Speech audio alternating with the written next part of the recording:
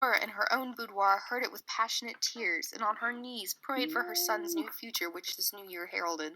So sad. Devine, alone in the library with his betrothed, heard it and pressed his lips to hers with words of rapturous delight, to welcome this new year coming to them both.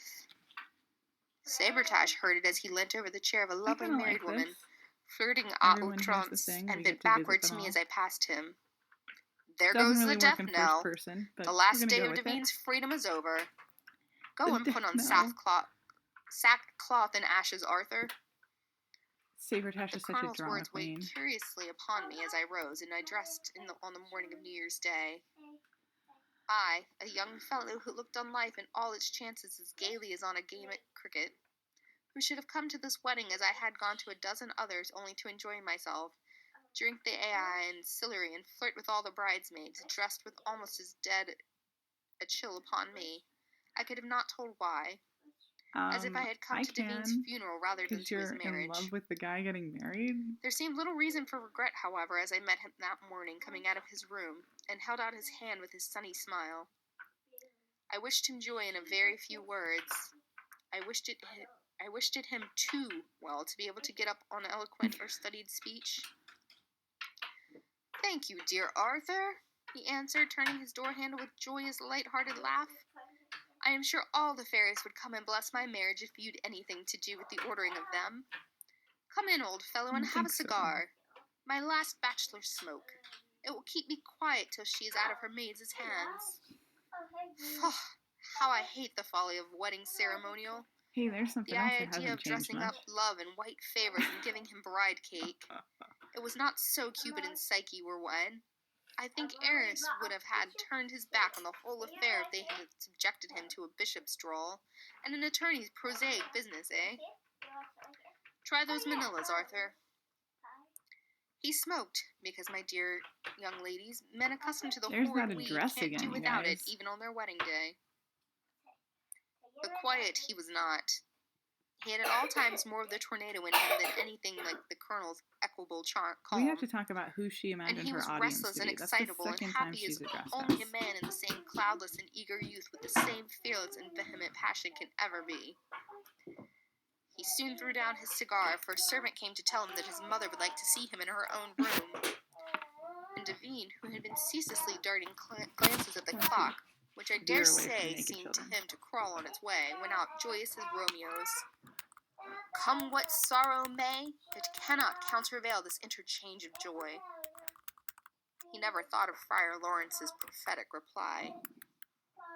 These violent delights have violent ends, and in their triumph die, like fire and powder, which as they kiss, consume. Wow. Thank you.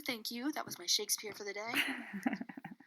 By noon we were all ready, and the dining hall with its bronzes and its deer heads and the regimental colors of his father's corps looped up between the two end windows, with his helmet, saber, and gloves above them. The breakfast, sumptuous enough to have done for St. James's, or the Tuileries, was set out with its gold plate, its hothouse flowers, and its 1,000 delicacies. And in the private chapel, the wedding party was assembled, with the sun streaming brightly in through the colored light of the stained windows. It was a very brilliant gathering.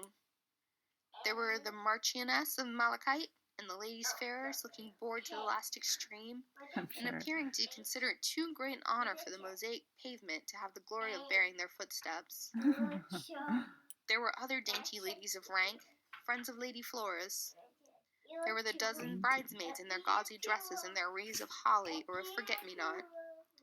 There were hosts of men, chief military, whose mourning mufti threw in just enough shade among the bright dresses as brilliant by themselves as a bouquet of exotics. They were strangely enough close together, bizarre, quick-eyed, queer old Lady Fantire and soft, fragile Lady Flora. And there was Devine, standing near his mother, chatting and laughing with Sabretash, but all his senses alive to catch the first sound which should tell him of the advent of his bride. How well I can see him now, as if it were but yesterday, standing on the altar steps where his ancestors, through long ages past, had wedded noble gentlewomen and fair patrician girls from the best and bravest houses in the land. I can see him now, standing erect, his head up, one hand in the breast of his waistcoat, his eyes dark as night, brilliant and luminous with eagerness, a flush of excitement and anticipation on his face. Not a shade, not a fear seeming to rest upon him. His mother's eyes were riveted on him with a mournful tenderness she could not or did not care to conceal. Her lips quivered. She looked at me and shook her head. That wedding party was very brilliant, but there was a strange, dull gloom over it which everyone felt, yet none could explain, and little of the joyous light-heartedness which make marriage bells proverbial for mirth and gaiety. There was a very low but irrepressible murmur of applause as his bride swept silently up the aisle. What the fuck is happening? Never had we seen her look so handsome. Her voluptuous form was shrouded in the shower of lace that fell around her and about her from her head till it trailed behind her on the ground. The glowing damask rose hue of her cheeks, not one whit the paler this morning, and the splendid brilliance of her eyes were enhanced, not hidden, by the filmy floating veil. A wreath of orange flowers, of course, was woven in her hair, and a cincture of diamonds worthy an imperial trousseau, one of the gifts of her lavish and bewitched lover, were jewels fitted to her. She was matchless as a dream of Rubens's, but I looked in vain as her eyes rested on Devine's, for one saving shadow of love, joy, natural emotion, tremulous feeling, to denote he was not utterly thrown away, and only wedded to a priceless statue of responseless marble.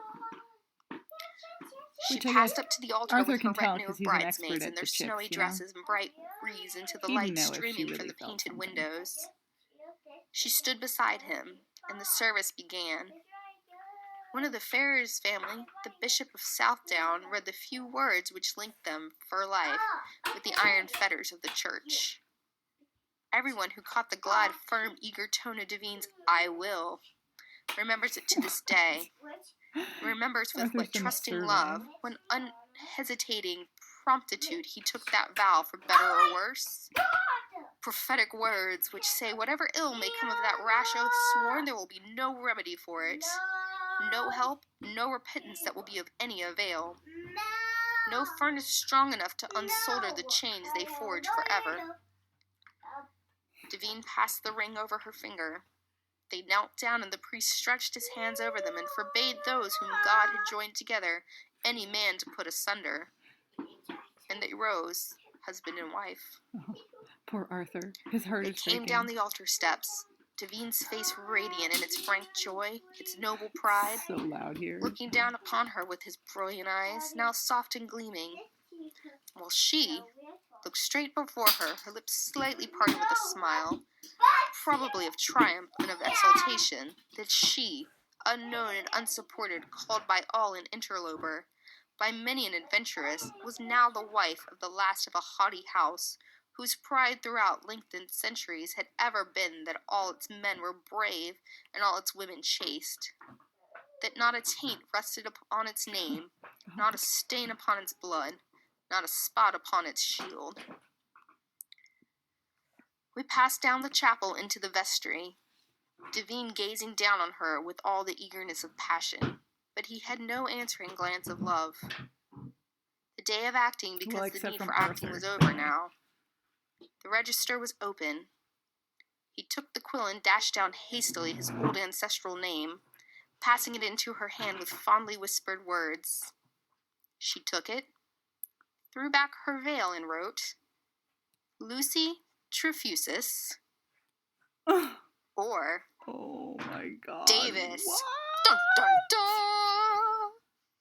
What Devine is was even bending happening? fondly over her, his lips touching her hair with its virginal crown as she wrote. With one great cry, he suddenly sprang up as men will do upon a battlefield when struck with their death wound. Yeah, she's like a cobra. Seizing her hands in his, he held her away from him, reading her face line by line, feature by feature, with the dim horror of a man in some vague dream of hideous agony. Oh my God. She smiled up in his face, the smile of a fiend. Granville Devine, do you know me now? Aye, he knew her now. He still held her at arm's length, staring down upon her. Oh my The truth in God. all its vile horror, its abhorred shame eating gradually into his very life, seeming as it were to turn his warm blood to ice and chill his very heart to stone. She laughed, a mocking, derisive laugh which broke strangely, hoarsely, brutally on the dead silence around them. Oh my God. Yes, Granville, yes, my young lover, I am your wife. Of your own act, your own will. Do you remember the poor mistress you mocked at? Do you remember the summer day when you laughed at my vengeance? Do you remember my husband? Before all your titled crowd, I take my revenge, that it may be the more complete. I would not wait for it, nor spare you one iota of your shame, nor let you keep its secret hidden in your heart. I renounce my own ambitions to humble you lower still. They are hearing us. All your haughty relatives, your fastidious friends who have tried so long to stop you in your mad passion. They listen to me. They see you dishonored forever in your eyes and theirs. They will go and tell the world what you would never have told it. That the last of his line has given his home, his honor, his mother's place, his father's name. That proud name which only yesterday you told me no disgrace had ever touched, no bad blood ever borne, to the despised love of his boyhood. His own cast-off, low-born toy. A beggar's child, a peace! At that single word, hoarse as a death cry in its utterable agony, she was silenced perforce. The blood had left his lips and cheeks, a blue and ghastly hue, and settled on his forehead in a dark crimson stain, like the stain of his own honor. His eyes were set and fixed as in some mortal torture, wide open and vacant in their pain. His teeth were clenched as men clenched them in their last struggle, and his hand was pressed upon his heart as he gasped for breath, like one suffocated by a deadly grip that throttles him. In the horror of the moment, all round him were dumb and paralyzed. Even she, in her rancorous hate, paused, awe-stricken at the ruin she had wrought, silent before the anguish, shame, and loathing that convulsed his face, as he flung her from him with a wild, shrill laugh. Peace, woman, devil, or I shall have your life! What? But his mother threw herself before him. Oh, God, he is mad! Stay! For my sake, stay! He strained her to his heart with convulsive force. Let me go! Let me go! None could attempt to arrest him. He pushed his way through the crowd, hurling them aside like a madman, and we heard the rapid rush of carriage wheels as they rolled away. God knows where. What just happened? So that's chapter 9. So that happened. Curly came back, so obviously that is a highlight.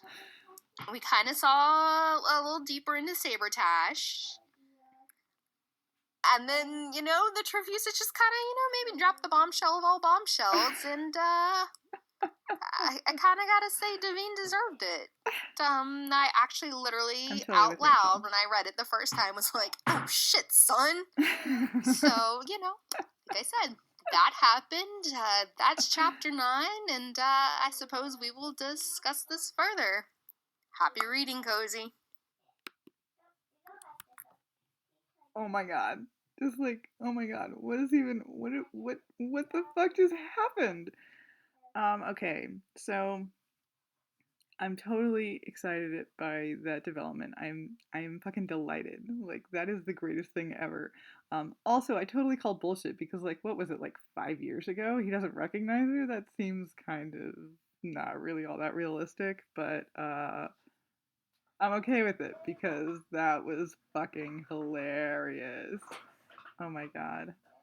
Also, I love that she writes, I mean, like, this is the classic, she writes in the registry, Lucy Trefusis or Davis, because there had to be a reveal there and it had to be dramatic, but I don't even care. I'm okay with all of that because it was amazing. Yes, 2 thumbs up to chapter 9. Thank Christ.